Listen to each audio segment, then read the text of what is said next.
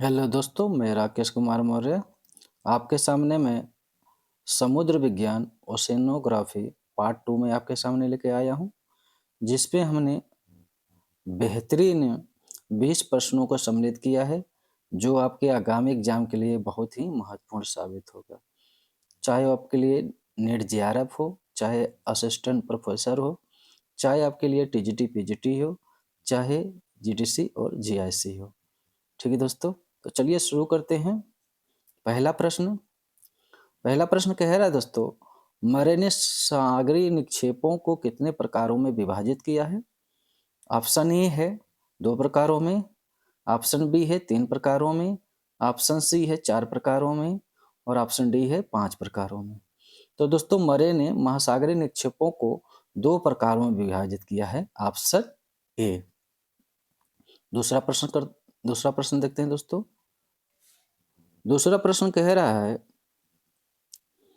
निम्न में से कौन सा एक गहरे महासागरीय निक्षेप है? ऑप्शन ए है बजरी, ऑप्शन बी है सिल्ट, ऑप्शन सी है मृत्तिका, ऑप्शन डी है लाल मृत्तिका। तो दोस्तों, इसका जो सही उत्तर है वो है ऑप्शन डी, लाल मृत्तिका। दोस्तों, लाल मृत्तिका सबसे अधिक महासागरीय गहराई में देखने को मिलता है। यह महासागरों के मैदानी क्षेत्र में देखने को मिलता है। ठीक है, जो प्लेन होते हैं, समतल क्षेत्र होता है, वहाँ पर देखने को मिलते हैं। और इसके साथ साथ यह महासागरों के गर्तों में भी पाए जाते हैं। और दोस्तों, यह इसका सबसे अधिक विस्तार प्रशांत महासागर में देखने को मिलता है। ठीक है, इसका जो निर्माण होता है वह ज्वालामुखी क्रिया के दौरान होता है। ठीक है, तीसरा प्रश्न देखते हैं। तीसरा प्रश्न कह रहे दोस्तों, कोरियासिक विक्षेपण बल द्वारा जनित सर्पिलाकार धाराओं को किस नाम से जाना जाता है? ऑप्शन ए है वेलांची धारा, ऑप्शन बी है प्लीजिंग ब्रेकर, ऑप्शन सी है एकमैन स्पाइलर और ऑप्शन डी है संचरण जायर। तो दोस्तों, इसका जो सही उत्तर है वो ऑप्शन सी, एकमैन स्पाइलर कहा जाता है। ठीक दोस्तों, चौथा प्रश्न देखते हैं।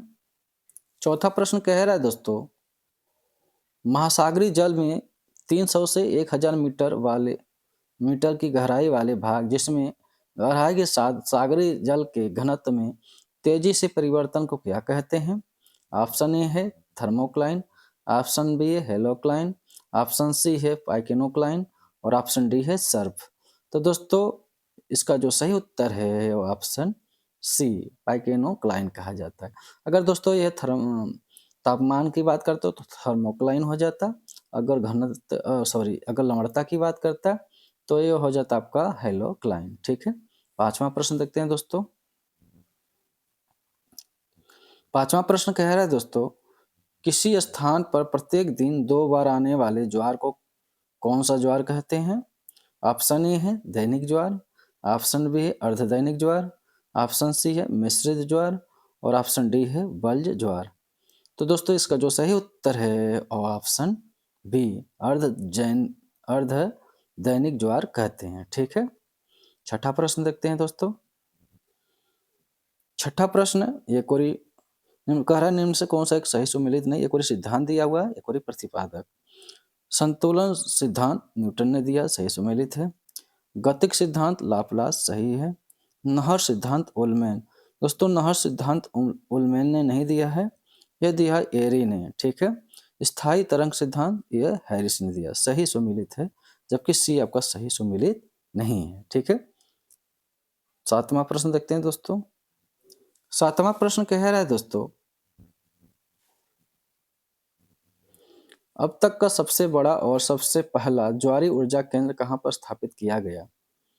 ऑप्शन ए है रेंस नदी की स्टोरी में, ऑप्शन बी है ट्रेंट नदी की स्टोरी में, ऑप्शन सी है अमेजन नदी की स्टोरी में और डी है सेमन्स नदी की स्टोरी में। तो दोस्तों, इसका जो सही उत्तर है वो ऑप्शन ए, रेंस नदी की स्टोरी में। ठीक है दोस्तों, ये जो रेंस नदी है ये फ्रांस में स्थित है, तो आपको ध्यान रखना है। आठवां प्रश्न देखते हैं। आठवां प्रश्न कह रहा है दोस्तों, सागरीय जल में सबसे अधिक कौन सा विलय संघटक पाया जाता है?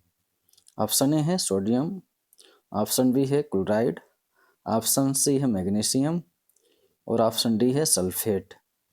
तो दोस्तों सागरी जल में सबसे जो अधिक विलय पाया जाता है वो पाया जाता है क्लोराइड, ऑप्शन बी। उसके बाद आ जाता है दोस्तों सोडियम, उसके बाद सल्फेट, उसके बाद मैग्नीशियम पाया जाता है। ठीक है दोस्तों। 9वां प्रश्न देखते हैं दोस्तों। 9वां प्रश्न कह रहे हैं दोस्तों, निम्न से कौन सा एक महासागरीय लवणता को प्रभावित करने वाला कारक नहीं है? निम्न से कौन सा एक महासागरीय लवणता को प्रभावित करने वाला कारक नहीं है? ऑप्शन ए है वाष्पीकरण, ऑप्शन बी है वर्षा, ऑप्शन सी है पवन और ऑप्शन डी है सागर की संरचना। तो दोस्तों इसका जो सही उत्तर है वो ऑप्शन डी, सागर की संरचना नहीं प्रभावित करता, जबकि वाष्पीकरण, वर्षा और पवन प्रभावित करते हैं। अगला देखते हैं 10वां प्रश्न। 10वां प्रश्न कह रहा है दोस्तों, अब तक के सबसे अधिक लवणता अब तक के सबसे अधिक लवणता किसमें पाया गया है? ऑप्शन ए है महासागरों में, ऑप्शन बी है सागरों में, ऑप्शन सी है झीलों में और ऑप्शन डी है नदियों में। तो दोस्तों इसका जो सही उत्तर है वो ऑप्शन सी, झीलों में सबसे अधिक पाया गया है। टर्की का वान झील सबसे जो महत्वपूर्ण है, जिसमें सबसे अधिक लवणता पाई जाती है। उसके बाद मृत सागर, उसके बाद आपका साल्ट लेक। ठीक है, आपको ध्यान रखना है। 11वां प्रश्न देखते हैं दोस्तों। 11वां प्रश्न कह रहा है दोस्तों, निम्न से कौन सा एक सही सुमेलित नहीं है? यगरी महासागरीय जल धारा है और उसका स्वभाव। लेब्रोडोर जो धारा है वह ठंडी, सही सुमेलित है।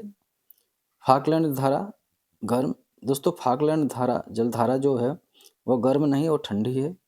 पेरू जलधारा ठंडी, ये सही सुमेलित है। और पूर्वी ऑस्ट्रेलिया जलधारा ये भी आपका गर्म जलधारा है, तो ये सही है। जबकि आपका बी फाकलैंड धारा ये गर्म नहीं, ये ठंडी है। ठीक है। 12वां प्रश्न देखते हैं दोस्तों। 12वां प्रश्न एल नीनो से संबंधित है। इनमें से कौन सा असत्य कथन है एल नीनो के बारे में?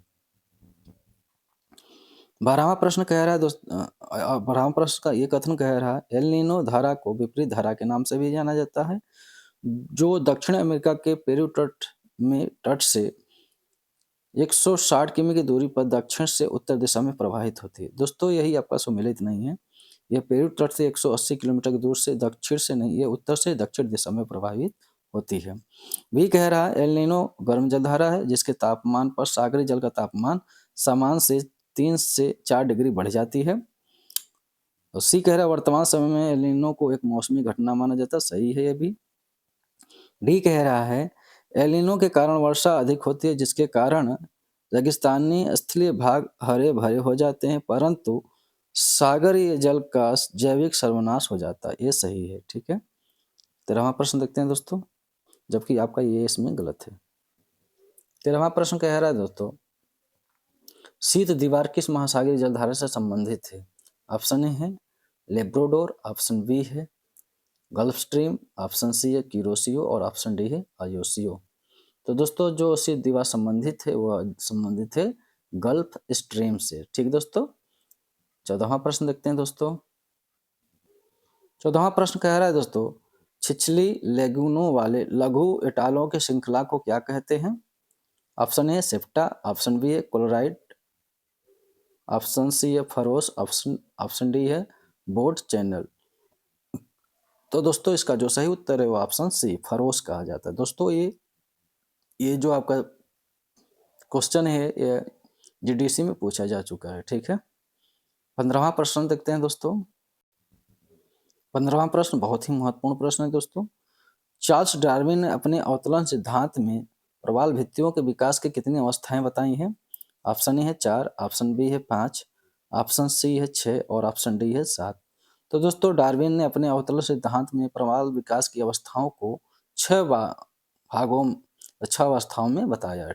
ऑप्शन सी सही सुमेलित है। ठीक है। 16वां प्रश्न देखते हैं दोस्तों। 16वां प्रश्न कह रहा है प्रवाल विरंजन का मुख्य कारण क्या है?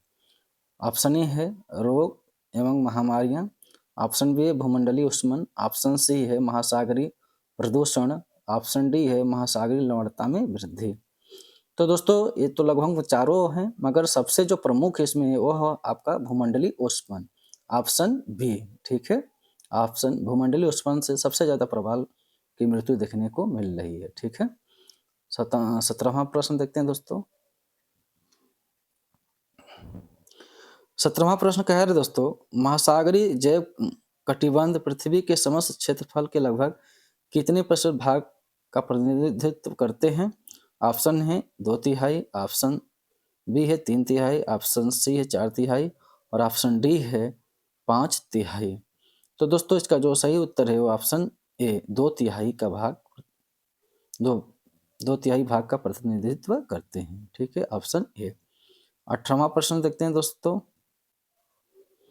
18वां प्रश्न कह रहा है, ओबेन भ्रंश क्षेत्र किस महासागर में स्थित है? दोस्तों ये जीआईसी 2014 में पूछा गया प्रश्न है, मगर वहां से हमने नहीं लिए हैं, किताबों से ही लिए हैं। ठीक है, तो आपको ध्यान रखना है। ऑप्शन ए है हिंद महासागर में, ऑप्शन बी है प्रशांत महासागर में, ऑप्शन सी अटलांटिक महासागर में और ऑप्शन डी आर्कटिक महासागर में।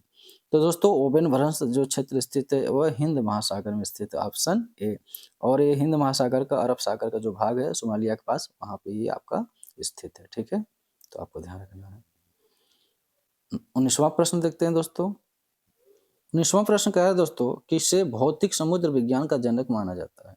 ठीक है दोस्तों, भौतिक समुद्र विज्ञान का जनक किसे माना जाता है?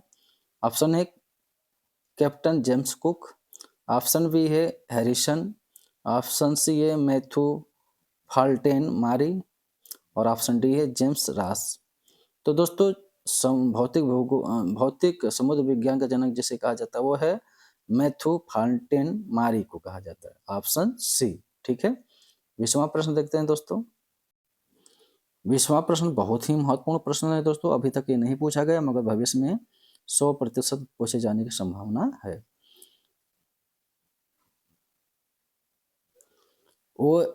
Voyage of the Challenger the Atlantic, ठीक है, voyage of the Challenger of the Atlantic नामक पुस्तक किस विद्वान का है? दोस्तों जब चैलेंजर अभियान शुरू किया गया था तो उसमें जो भी महासागरों से जो सूचनाएं आंकड़े कलेक्ट की गई थी उस आंकड़ों पे यह बुक लिखा गया है। और यह बुक किसकी है?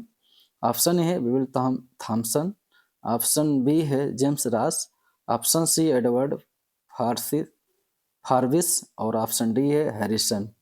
तो दोस्तों ये जो बुक है वो ऑप्शन ए विविल थॉमसन की है। ठीक है दोस्तों, विविल थॉमसन ने यह बुक लिखा था। तो दोस्तों ये रहा समुद्र विज्ञान पार्ट 2 का 20 प्रश्न, जो बेहतरीन प्रश्न था आपके लिए, आपके आगामी एग्जाम के लिए।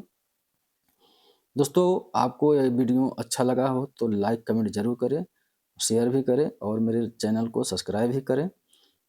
और इसी तरह से हमारे यूट्यूब चैनल से बने रहें। इसी तरह से हम अच्छे अच्छे प्रश्नों का कलेक्शन करके आपके सामने लाते रहेंगे और अपने तैयारी को मजबूत बनाएं।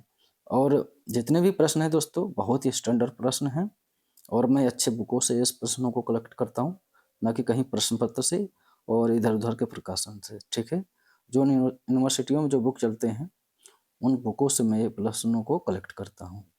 तो दोस्तों आप अपनी तैयारी को बनाए रखिए, इसी तरह से मैं टेस्ट आपके सामने लाता रहूँगा। आज के लिए बस इतना ही, धन्यवाद।